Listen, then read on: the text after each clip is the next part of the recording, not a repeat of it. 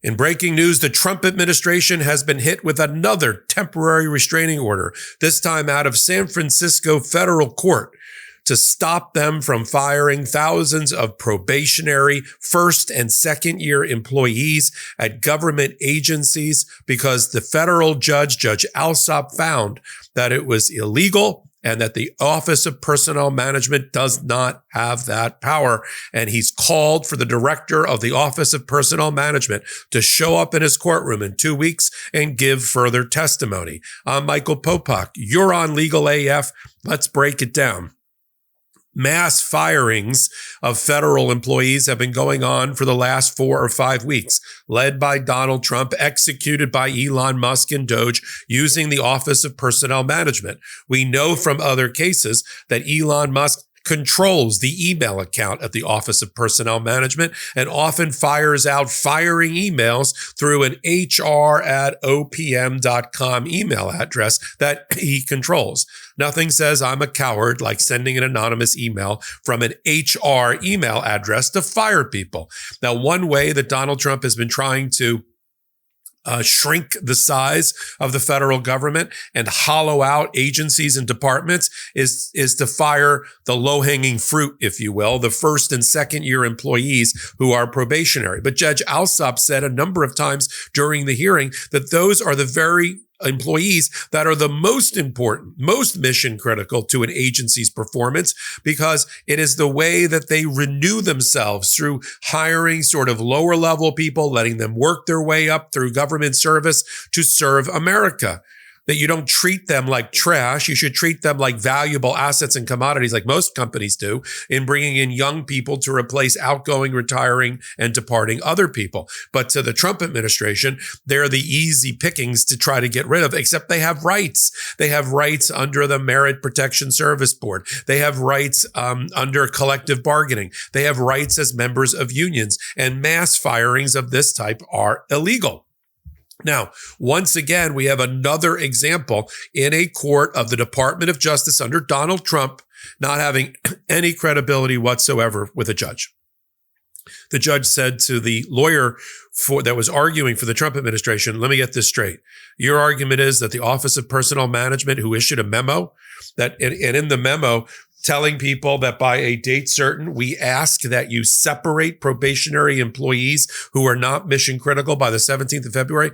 That was aspirational. That was a request, not a demand. We ask that you separate, coming from the Office of Personnel Management. Yes, Your Honor, a request is not an order. The judge says, well, I don't buy that, because let's look at the rest of the facts. You're telling me, this is a judge now during the oral argument, and this is why the Department of Justice under Donald Trump has no credibility and isn't given any benefit of the doubt in these courtrooms, because they're making ridiculous, nonsensical, I would say false representations, lack of candor in their representations to the courts in violation of their ethical duties. And the lawyer for the Department of Justice said, the judge said, Judge Alsop said to the lawyer for the Department of Justice, let me get this straight. There's mass amputations going on among all these departments, all at the same time, in an aberrational way that's never happened in our history. And you're telling me that this wasn't coordinated because of the memo that was issued by the Office of Personnel Management? These federal agencies just got together on their own independently and said, let's fire all of our probationary employees. I'm not buying that. I'm not buying that. And that's not where the evidence points, Judge Alsop said during the hearing.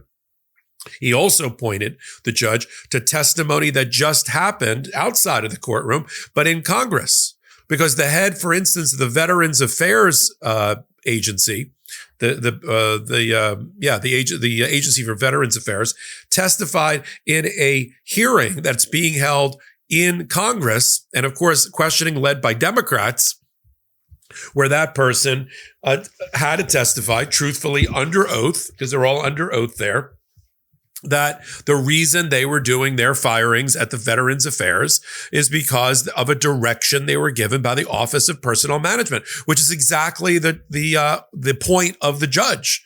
The judge says, right, and the Office of Personnel Management doesn't have the power to hire and fire. That's an agency cabinet level position for people who were confirmed by the Senate, and that didn't happen here. The other argument that the Department of Justice raised, and I've seen this now 3 or 4 other times in other cases around the country, all on the same issue, is they're argued that the AFL-CIO, the largest labor union, and the other unions that are bringing these cases don't have standing here because we shouldn't be in federal court at all, Your Honor. We should be in an administrative proceeding through the Administrative Procedures Act.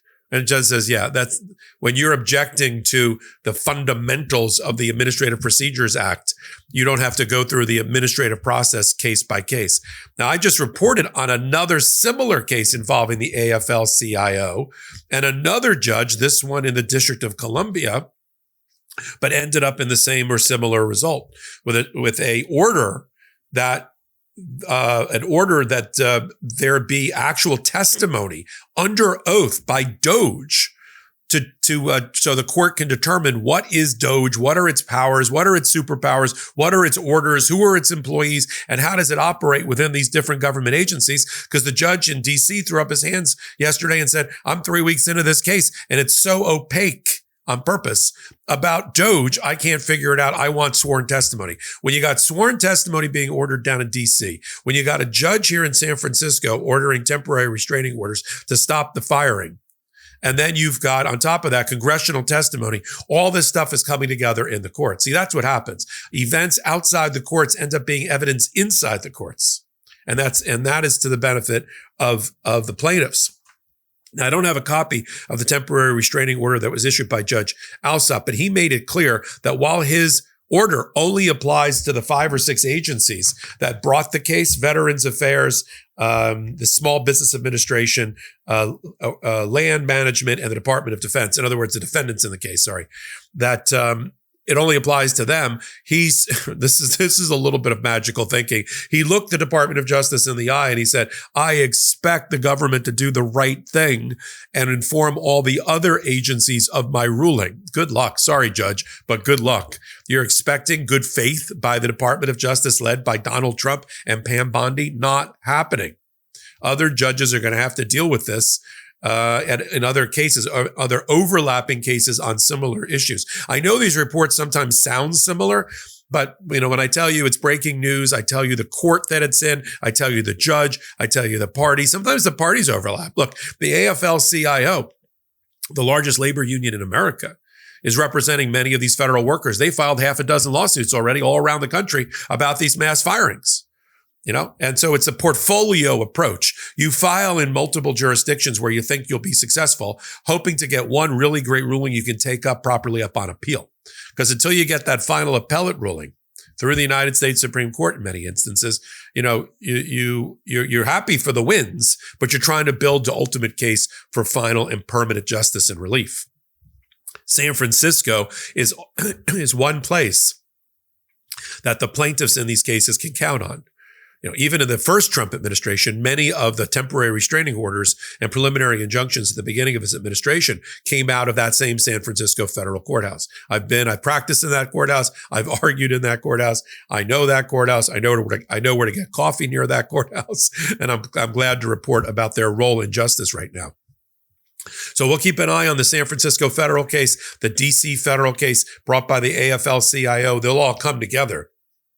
Because the link that's missing in these cases will eventually be addressed, is how Doge has kidnapped the Office of Personnel Management, and how Elon Musk is really the person that's pulling the strings here. Even the Veterans Affairs director who testified in front of Congress did not truthfully testify about who wrote the memo. She said the memo was written for her to fire the probationary workers. They said, who wrote the memo? She said she didn't know. I know who wrote the memo. Elon Musk or somebody working for Elon Musk.